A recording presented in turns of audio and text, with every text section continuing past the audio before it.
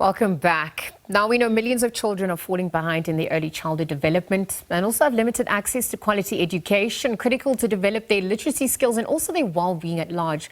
And so to highlight the critical role that pre-primary schools play in children from birth to 6 years of age, Sakina is this morning visiting the profile and profiling at Tab Julie's pre-primary school in Coronationville in Johannesburg. Let's cross live to her now. Sakina, good morning. What's happening on your end, perhaps as the day gets underway for students and teachers alike?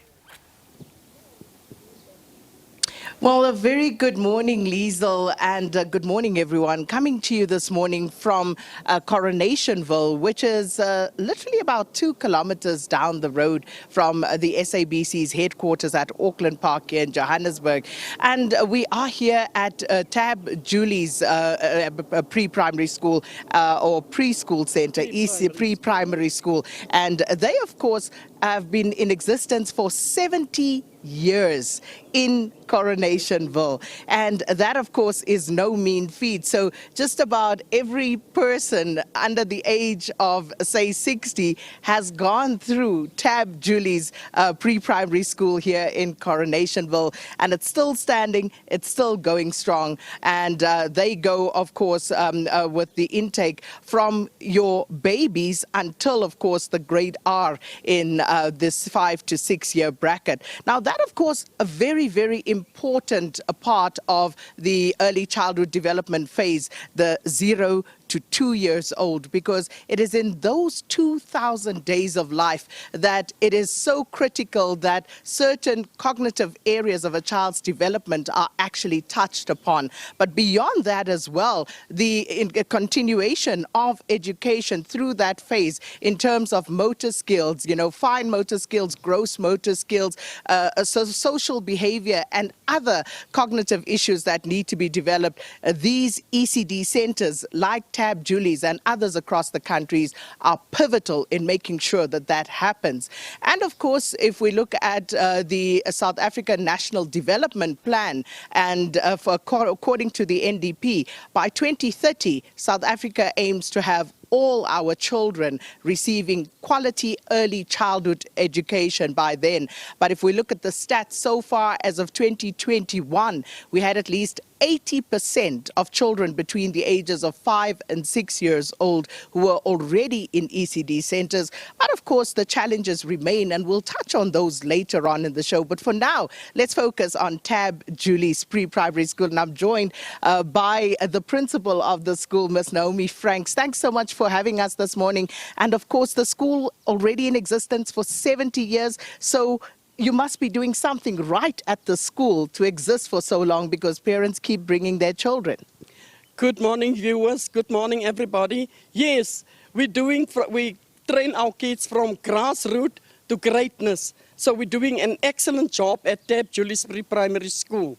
So this morning we will be live and just explain about our school, our teachers and our parents. So let's talk about that, the capacity at the school. How many children can you house at the school? How many do you have? And the age ranges?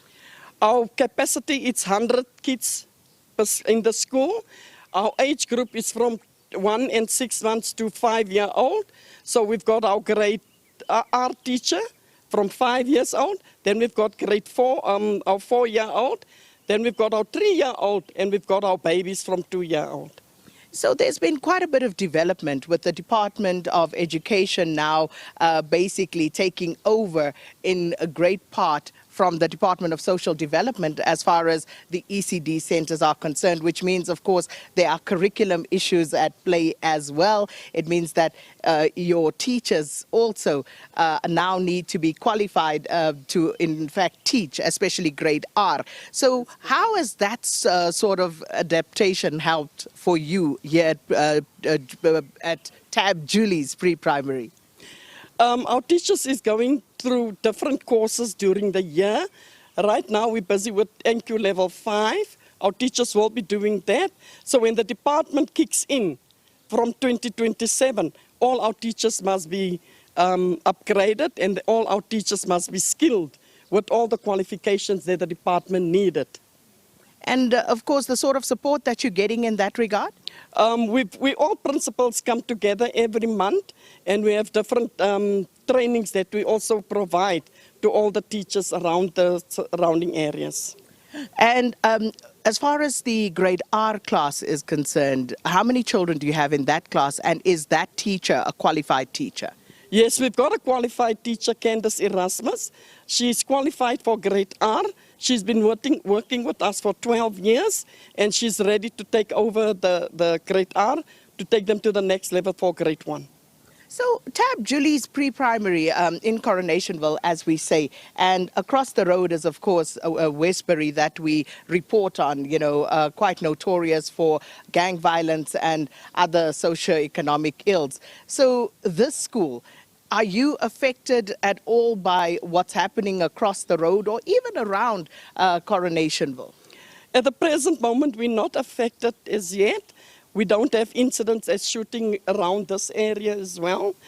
But we just pray to God that all our kids are safe. And of course, one of the other issues is, of course, resources.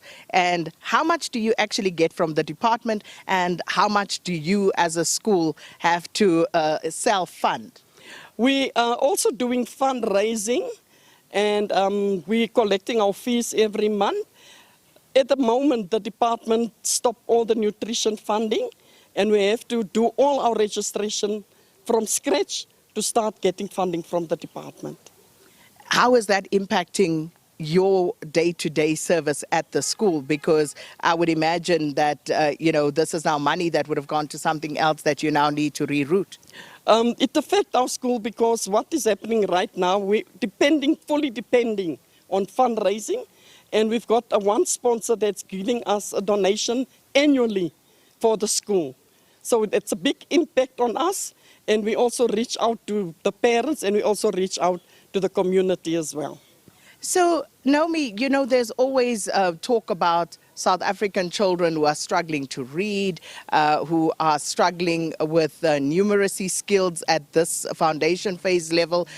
How are you mitigating for that? And how do you find, your progress when it comes to teaching literacy and numeracy at your school? We've got books that we also teach the kids to read, and we also have our different numeracy skills that we also learn our kids with different objects that we are using. So our skills on the education part for the kids, we combined all of them together, and we also have the kids working with different objects. Like we always say, what you throw away, we picked up. So we create all those picked ups, and we create activities for the kids to do the literacy, and we also do the reading, and we also do the numeracy.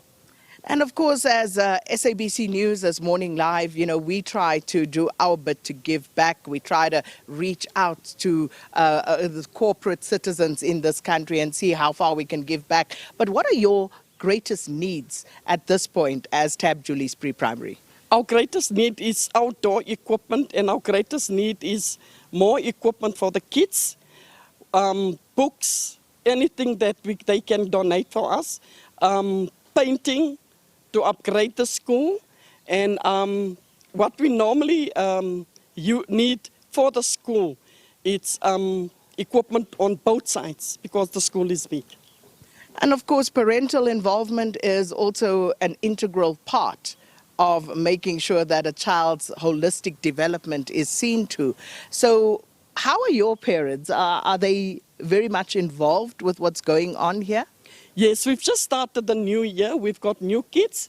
Our first meeting will be on the 15th of February, and we always have parent involvement with the school. So our parents are always involved in the school, and they play a big role in the school as well. So the school has been in existence for 70 years. So have you tracked some of the learners, and, where have they gone on to do what? Can you tell us a little bit about some of the great achievers that have come through the halls here at Tab Julie's? Yes, we've got a lot of kids that were on the school. We've got kids that at university. We've got one parent that's now doing a degree at UJ. Most of our students that were at Tab Julie's, They excel in most of the areas and they all gone to greatness. Right, that is, of course, Miss Naomi Franks, and she's the principal here at Tab Julie's Pre-Primary. We're coming to you from Coronationville this morning, and as we progress through this broadcast, we did come with exclusive books this morning, and Miss Franks is very happy about that, and we'll talk more about that. We'll speak to exclusive books, but we'll also look at some of the educational matters and some of the challenges that are still faced in the early childhood development sector, and we'll also take you down to show you more of the school and of course the grade R class, because there's a great emphasis on that in terms of school readiness. So we'll get back to you, but right now it's back to Liesl in studio.